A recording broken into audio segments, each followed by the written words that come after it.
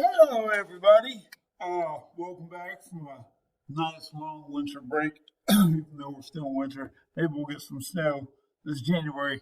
Keep everything light and fluffy. So check it out. This is handout number one on the Klondike Gold Rush. Your fix and read, Call of the Wild. This is the background information we need to know. There are three segments to this. One on Jack London, one on Pack Mentality, and one on the Klondike Gold Rush. This is obviously the Klondike Gold Rush. And all I'm going to do in this video is go through this and make sure you understand this information. Accessible on Google Classroom. So check it out. I'm going to highlight. I'm just going to pretend I'm teaching my normal classes, okay?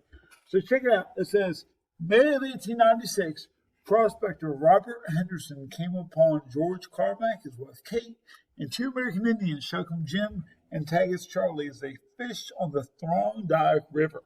Henderson called Carmack aside and told him of a small prospect he had found in the nearby creek. So, first thing I noticed, May of 1896, we're establishing setting there. Where are we? The Klondike River. Boom shakalaka, I'm going to highlight that.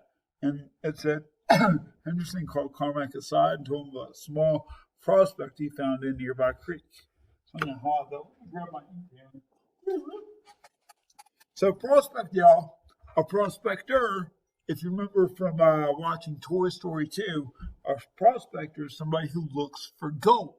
So if a prospector finds a small prospect, that means they found exactly what they're looking for, which is gold. I'm just going to write that over here. We did this in class, so kind of got this stuck in my head right there. It says, encouraged by Henderson's tip, Carmack and his friends sought their own stake on Rabbit Creek, not far from Henderson's site. It was there on August 16th that the first nugget of gold was found by Shocum Jim. We're going to highlight that because that's pretty important right there. Okay. The next day, Carmack filed the claim. The claim by American Indian would not have been recognized, which is pretty beat up because the Indians were here first. And word began to spread up and down the Klondike. Within weeks, the surrounding land was claimed, and Rabbit Creek became known as Bonanza Creek. So, one thing that we talked about in class, if Walmart said they were giving away free PlayStation 5s, where would everybody go? Walmart, to get you a PlayStation 5 because we love something for free. Even if you already got a PlayStation 5 for Christmas, you'd want to go pick up another one because nothing else, you could sell it and make some money, okay? So these people find gold. What do you think people are going to do? They're going to show up in waves because everyone loves to get something for free. By mid-July 1897, once again, establishing setting, the first ships loaded with gold docked in San Francisco and Seattle. The Seattle Post-Intelligencer chartered a tugboat for its reporters to meet the Portland steamer before it reached shore. The headline read, Gold, gold, gold, gold! Almost immediately, ships bound for Alaska were nearly bursting with those seeking a quick fortune, including the young Jack London. I'm going to highlight that, y'all. It's like I said, if they're giving away PlayStation 5s at Walmart right now, people be flying left and right to get them a free PlayStation 5 because you could play it and keep it, or you could sell it and make some money, because we love to get something for free. So these guys find gold in Alaska, by the way. That's the first time that the actual location is mentioned.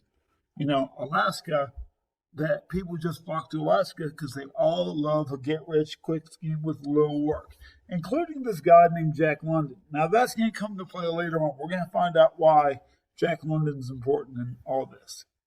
Most people could not afford the relatively easy steamship ride to Dawson City and were forced to choose between two deadly overland routes. Key word right there is deadly, okay? I'm going to circle deadly because, if somebody said, oh, we should walk through the woods, it's deadly. I would not want to walk through those woods because, I don't want to die. White Pass and Chilcoot Pass, the Golden Staircase.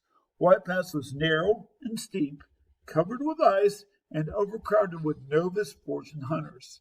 Upwards of 3,000 pack animals died along this course from exhaustion, starvation, and injury.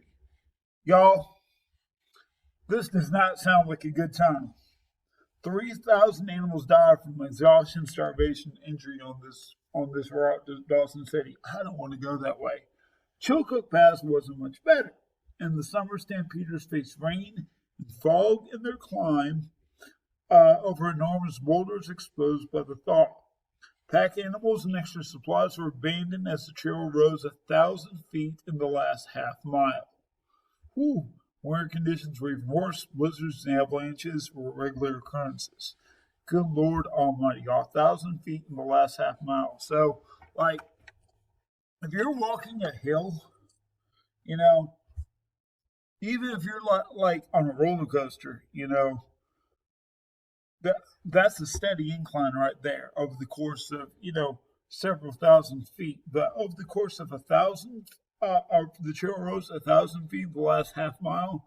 That's pretty much going straight up right there, you know. Whereas an incline like that, you could hike your way up, but something like that's gonna be a little bit more difficult. That's more like climbing right there. Okay, check this out. So all these people are trying to get to Dawson City, Alaska. There's two passes, White Pass and Chilcoot Pass.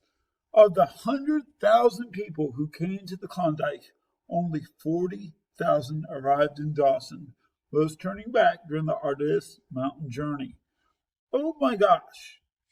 So if you've got 20 people in a classroom, that's roughly about 8 people would actually make it to Dawson City. So the odds are not in your favor. The 100,000 people that went, 60,000 people either got injured, died, or just gave up during that journey. Those who did make it were disappointed to find the land already staked, but striking gold wasn't the only way to get rich in the Klondike. I'm going to highlight that. Many enterprising newcomers found wealth by establishing businesses in the town. Saloons and supply shops were the most lucrative, preying on the exorbitant spending of those who struck gold and the naivety of would-be miners. Okay, so in other words, like if you got 10 people in Dawson City, 8 out of 10 of those people are going to go look for gold. Maybe one of them are going to strike it rich. Or these other 2 people, they would, probably fare better opening up a supply shop or a restaurant. So one of the things we talked about, if you've got all these 40,000 people in this town, you got to have a restaurant. So if you open up a restaurant like a Chick-fil-A, you can make some serious money selling them chicken sandwiches up there because there's no other place to eat. And you could charge an exorbitant amount, kind of like when you go to like amusement park or King's Dominion, they charge you a little bit more for the food there because there's nowhere else to go. Dawson City was that same type of situation. So not everybody that went to Dawson City got rich off gold. A lot of people went home broke. But some people that were smart, they would open up stores and restaurants, and they would use that to strike money, okay? By 1899, the Klondike Gold Rush was over. The good land claimed, many stampeders went home empty-handed. Wah, wah, wah, wah, wah, wah. So others set out for Nome, Alaska, where gold had been discovered. The Spanish-American War took the attention of the country, and the Klondike Gold Rush faded into memory. All right, until revived amazingly a few years later by Jack London's White Fang, the Son of the Wolf, and the Call of the Wild. Hey, there's that guy's name again, Jack London. Okay, so Jack London, he's mentioned here and then again over here, and he's mentioned as being a writer. We're going to worry about the Call of the Wild. That's the book we're fixing to read. He wrote about the Klondike Gold Rush because he was part of the Klondike Gold Rush. So you always write about what you know. Okay, so like if I was to write a book right now, it would be about, a pandemic, because that's what I know is a pandemic. Okay, so you write about what you know. So this guy was a part of the Klondike Gold Rush, so that's why he wrote books about the Klondike Gold Rush. Okay, that's Jack London right there. So now we know a little bit more about the Klondike Gold Rush, so we have a little bit more of a base understanding going into the novel. Okay, hopefully you found this video helpful. And if not, well, I'm kind of annoying as a teacher, so, I feel your pain right there. Holler at me if you have questions. Thank you. Oh, by the way, definitely keep this in your notebook, y'all, because wink, wink, hint, hint, wink, wink, hint, hint. You're going to want this later on. I'm not going to say an open note quiz, but open note quiz, okay? So make sure you hold on to that, and I'll talk to y'all later.